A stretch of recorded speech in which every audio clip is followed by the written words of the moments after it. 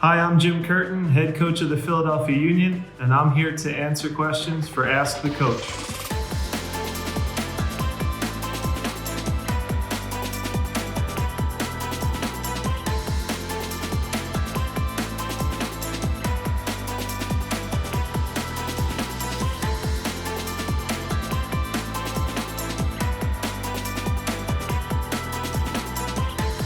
Our rules are very complex. Even the people that work day in and day out, have to find unique ways to take advantage of them. And then when they find a good, not loophole, but a way to approach things, they can change. That's the one thing with our league. It's still a young league, so there's constant adjustments. We obviously have players like designated players. I'm sure everybody in Europe has at least heard that term, where they can make an infinite amount of money, but they only hit your salary cap at X number. So, those are usually the David Beckhams, the David Villas, those types of guys that really can come in and influence a team. The rest of your roster is made of, there's a term called TAM players, which is your middle tier European players that are in the, 800,000 to 1.5 million, and they hit the cap at a different number. I won't bore you with all the salary cap, but what it does do is it keeps a little bit of parity. There's not a club yet in our team, and look, there's teams that consistently are doing well for sure, but there's no Bayern Munich, there's no Man City that you look on paper and you say they're probably going to be at the very top every year. As recently as 2 years ago, Toronto won the league and then didn't make the playoffs. So. There's ways that they have that keep it competitive for everybody, which is good. Look, our competitive advantage and our low-hanging fruit isn't what you mentioned before to just go by. Ours is the academy. We see real opportunity in that academy.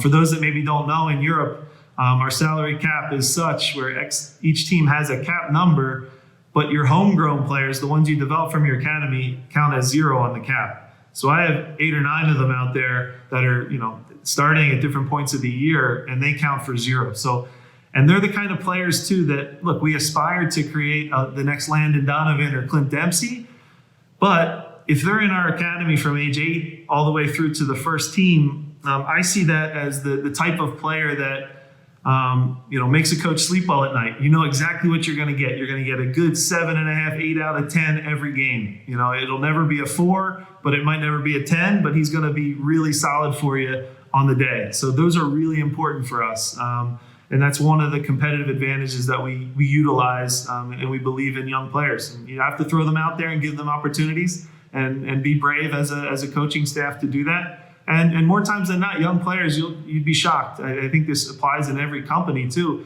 You give them an opportunity and sometimes they impress you, and that's been my learning through the years now as the head coach here.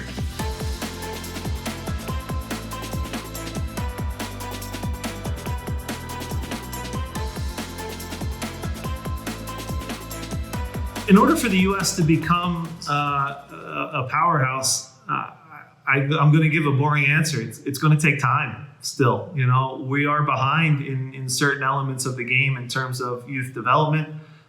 We still have the obstacles of kids play every sport here, and it's a sporting culture, which is an advantage. But sometimes it can be a disadvantage as well because there's so much that we're passionate about in different sporting events. It's almost too sports based, to be honest. It's crazy, but over time now, I don't think it'll be too long.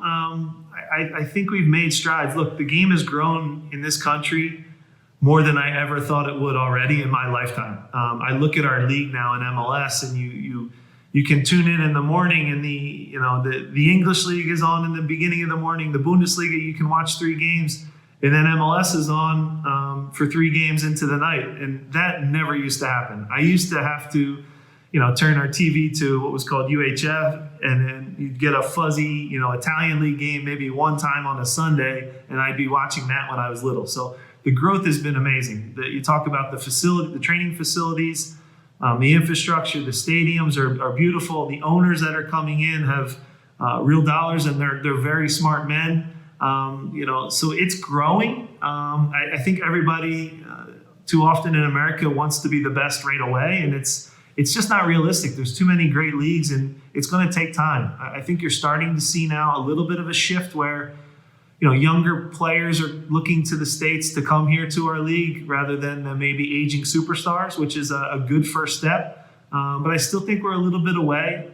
It is a sleeping giant. I think there is a lot of talent here. I still think we've gotten it wrong in terms of, with such a big country, how do we, kind of unify and get on the same page with things rather than making dollars and profit. Youth soccer over here is big business, and clubs would rather keep a really special talent than have him go to a top club and maybe take pride in that, where I think it's a little different than it is in Europe, where you guys are certainly ahead of us in that regard. So it's growing. I know that's a boring answer, but I think it's going to take a little bit more time.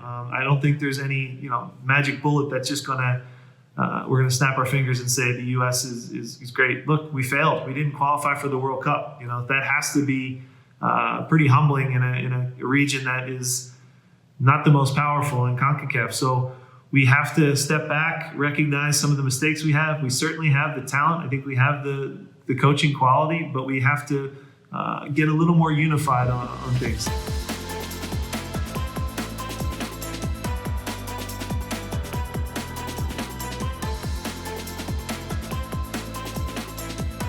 Look, Jesse Marsch is a guy I played with for, 8 seasons. We're close friends. To see his trajectory as a player and share the field with him and win some trophies together, and now see what he's done in the coaching world at Red Bull New York, Red Bull Leipzig, and now Red Bull Salzburg, being the first American to lift a trophy in Europe.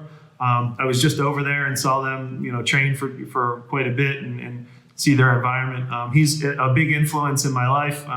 He's older than I am, so he was kind of the one that put his arm around me when I was a player in Chicago and looked after me. And our friendship has grown through the years. And we played on rival teams in the league, as coaches, and that was always difficult. But at the same time, we stayed connected and together. So he's a big influence in, my playing career and now the coaching career. He's always a phone call away.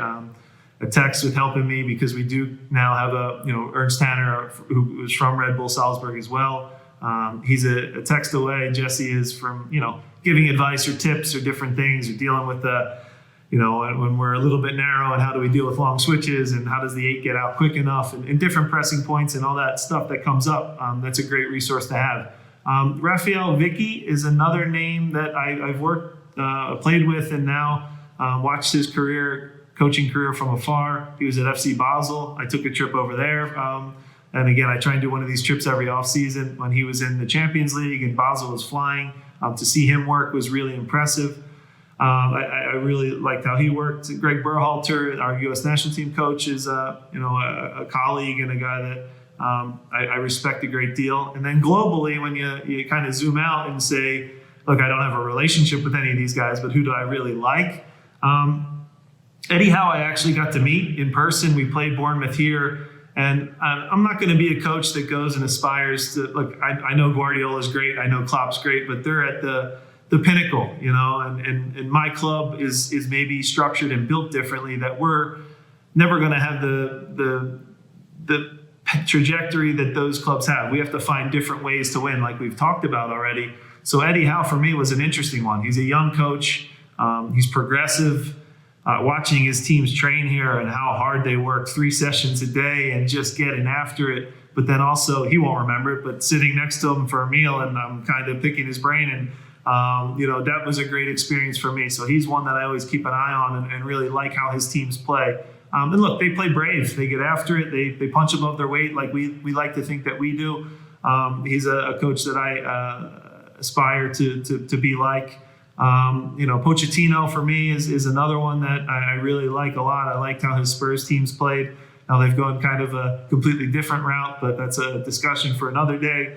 And then Marco Rose, who I've watched from afar now because I'm implementing a lot of Red Bull ideas in a 4-4-2 diamond, and he was kind of an expert in that at Salzburg, and just his ability now at Gladbach to tweak things. I've watched a lot of his games. So I find inspiration in all these guys in different ways, but certainly the ones that are friends and colleagues are the ones that are easier, because you get the inside access to it. You can text them, you can pick their brain, and gosh, in Salzburg, I can have a conversation with Jesse at 2:30 in the morning over different tactics and arguments and things like that. So those are the real special ones. The relationships that come out of that are important.